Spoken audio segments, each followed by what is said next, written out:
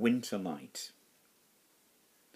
Let us this December night leave the ring of heat, the lapping flames around the fire's heart, move with bodies tensed against the light, towards the moon's pull and the cloud's hand. Arms of angels hold us, lend our bodies height of stars and the planets whirl. Grant us sufficiency of light, so we may enter the twisting lanes to lost villages. So we may stare in the mirror of silent pools, by long deserted greens, deepen our sight of what lies beyond the things that seem, and make our vision clear as winterlight. The first month of the year.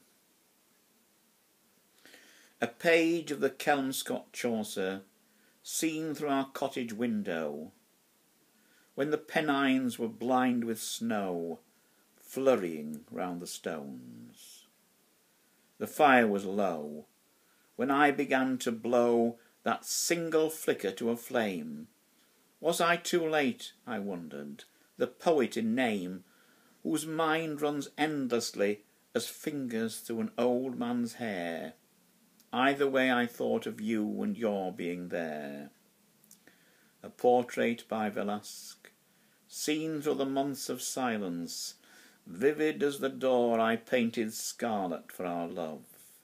When the wind joined us walking the moors, the sculpture of Brancusi's sleeping muse, seen against the sadness, is more eloquent than the sun. There is something I would waken, other than that ageless sleeper if I dare, the way I dream of you and our being there. My father.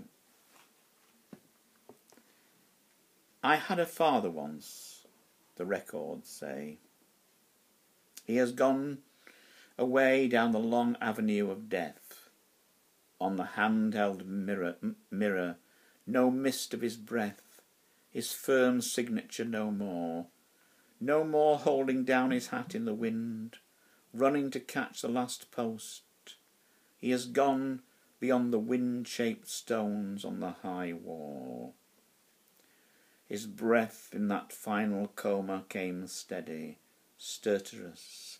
The oxygen mask, the catheter, the telephone call summons and night train, the taxi over the moors, the charge nurse with little to say but kind words. I had a father once, the records say, who carried me on the crossbar of his bike down Nostrop. We saw the white bells of bindweed crawling with ants strangle the rusty railings. My father, a quiet man, never knew what to say, which is why he was taken and I was not told. And the records say it was pneumonia that took him, and I was not told why the antibiotics were not given. Textures.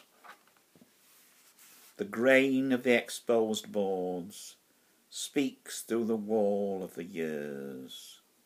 We are back in our cottage on the wind-swathed hills, watching late winter dawns gather like kindled flames.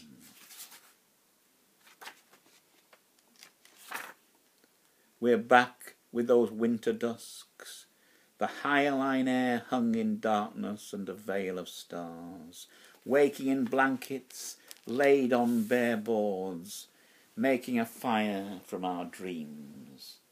We're walking through mists on snow-skirled roads, taking turns on a swing in a deserted park, hearing the rhythmic clank of dripping links. Again I see your smile. I have missed the long years since, touching your fingertips before our exhausted sleep. The innocent eye. I struggled through streets of bricked up, boarded up houses, mostly burned out, keeping to the middle of the road, watching the abandoned gardens, with here and there a house still lived in, curtained against the daylight, and distantly I saw the iron railings of the school I'd taught in 30 years before, the same brick buildings, hopscotch squares and rounders post, and the sign, "Welcome to Wither Park School," the wooden prefabs, where I taught poetry 9 till 4, replaced by newer prefabs of I don't know what, hidden in trees with 30 years more growth, one playground grassed over with benches and tables like a pub garden. Yet there was the same innocence still, my inner sense declared. I sat on a stone seat by the bridge over the canal, watching the pylons stretching away to Kirkstall Forge, by the steps to the railway where once a station stood that took us every year to Flamborough Hen.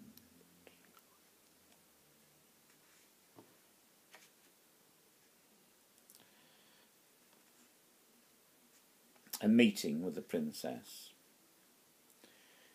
It seemed hardly the place for an encounter with royalty. Just a family get-together in a terrace house in Bradford. High tea with a few stuffy aunts I hadn't seen for years. Their husbands in tow like lost dogs sniffing for food. But she came all the same, ushered in politely as a friend of a friend, or somebody's cousin twice removed, though everybody was a bit put out at first except me. So I got sat down next to her and started to chat, but people would keep chipping in, especially the young men, definitely upper-class gatecrashers, who kept scowling at her and she kept snapping back at them, and I said, "There seems to be a problem to do with suppressed anger, I feel." And even my own son, somewhat unrelaxed, but a genuine old Etonian nonetheless, looked a bit embarrassed at the kerfuffle, but he kept by me, standing there, wearing his tails, and perhaps it was this that finally sent the young men on their way, and I managed to get her out for a breath of fresh air in the street, and eventually we found our way to Peel Park. Nobody seemed to notice who she was, or perhaps they were too polite to say, or they thought she was another Diana look-alike. Anyway, we had some peace at last, and forgetting protocol, I put my arm around her and said, "You're just ordinary, like everyone. Even the Emperor of China, that's the secret of life, if there is one." And she started to cry softly, and still nobody noticed. Then the people and the park, and even Bradford itself, melted away in her tears.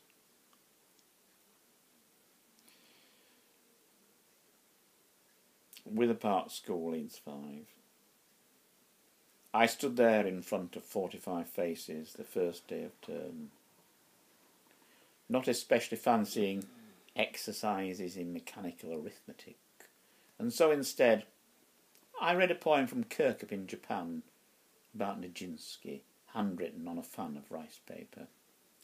30 years later, taking a Sri Lankan girl in search of her first job around London schools, the head of English announced, "You wouldn't get away with that now," as though I had committed a crime against society.